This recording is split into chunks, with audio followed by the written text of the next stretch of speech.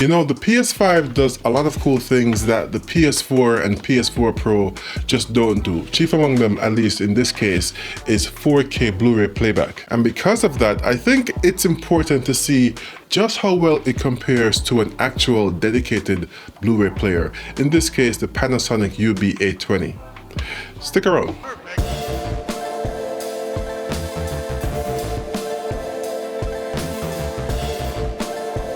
Hey guys, it's the Villaman here, home theater enthusiast and lover of all things tech. And after I compared the Xbox Series X to the Blu-ray player, a lot of you actually wanted to see me compare the PS5 to the Blu-ray player, so here we are. Now, both the Blu-ray player and the PS5 cost $499, so neither of them are cheap. So if you have said PS5, do you actually need to spend the money on a dedicated Blu-ray player? Well, let's get into it so we can see how it performs so we can actually find that out. Each player will be represented by its own backlight color, so let me know in the comments which one you think is represented by the red backlight and which one is the blue backlight. Like we did in the comparison of the Xbox Series X, first we'll be testing the black level performance of the PS5 using the Matrix. And to do this, we'll have to increase the ISO of the camera, which will result in the highlights being overblown. It's not overblown in person, but we're increasing the ISO so we can see more of that black level detail like the shadows and darker objects. If we freeze this frame and switch between both players, then we can see that both the Panasonic UB-820 and the PS5 have black levels that are essentially identical. There is no discernible difference. While testing the Xbox Series X, we saw that it had a higher black level than the Blu-ray player, which resulted in the blacks being a bit washed out when compared to the Blu-ray player. But in the case of the PS5, we can see that that is not an issue. The black levels are exactly alike. As a result of them having similar black level performance, the contrast performance is also identical between both players. So objects in the scene which are supposed to be completely black, like shadows or their jackets, will be represented as such and not like they are on the Xbox Series X, which had elevated black levels, so they aren't as dark as they should be. That's not the case with the PS5. This is what we should expect from any Blu-ray player, and it's great to see that that's the case with the PS5 also. So now that we've established that, let's see how the PS5 performs in a movie with brighter, more colorful scenes. And to do that, once again, we'll use Alita Battle Angel. Having both players side by side, we can see that it's incredibly difficult to find any differences between them. And if we put them even closer together, then that still doesn't change. It's not until we freeze the frame and switch between both players that we see that the Blu-ray player actually creates a slightly more saturated image than the PS5 does. This is definitely not something which would be obvious if not for this direct comparison though. Both devices are connected directly to the TV and are using the exact same picture presets, so any differences you see will be a direct result of the devices themselves.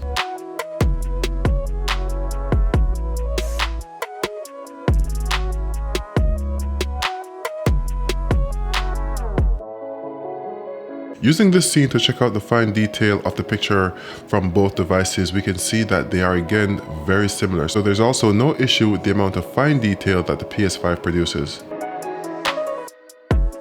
And it's important to note that for this test, I limited the UB-820 to output only HDR10 because that's the only HDR format that the PS5 supports, while the UB-820 supports Dolby Vision and HDR10+. I also didn't notice any issues with the motion output from the PS5, although there was a slight issue with the frame timing from the output of the PS5. After a while, the movie on the PS5 would be slightly ahead of the one on the UB-820 because of what I think is the slightly faster frame timing on the PS5. There was only a difference of a few frames, but the difference was there, and it's also not something which would be evident without a direct comparison either.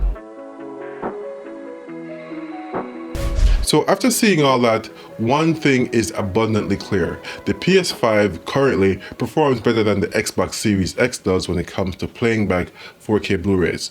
But that's just one aspect of it though. Now the PS5, like the Xbox Series X, only supports at this moment HDR10 for 4K Blu-ray playback.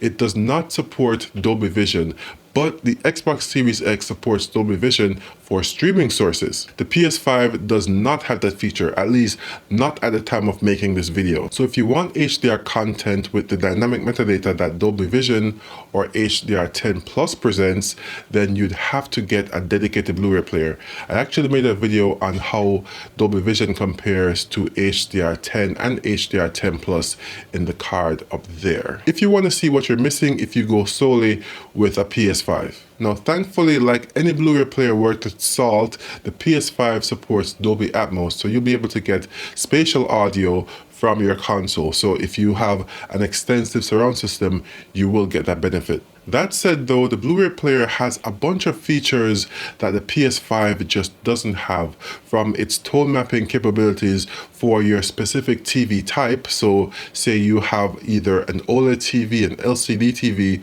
or even a projector, the Blu-ray player, in this case the UB-820, will actually tone map the movie to suit the device type that you're watching on, which the PS5 just doesn't do. It also has support for HDR10 Plus, as I mentioned, and Dolby Vision, as well as HLG, Hybrid Log Gamma HDR standards. But that's what you'd get from a Blu-ray player on the higher end side of the market. I also have the Sony X800 Mark II Blu-ray player that I have in the rack over there, and that one doesn't support HDR10 Plus. It only has support for HLG, HDR10, and Dolby Vision, as well as Dolby Atmos, of course. But if your TV doesn't support Dolby Vision, then you're not missing out on much by not having a dedicated Blu-ray player and just using your PS5. And if the console is your first experience to 4K Blu-ray discs, then it would definitely provide a great experience. You just have to understand the caveats. So unlike the Xbox Series X, which supports Dolby Vision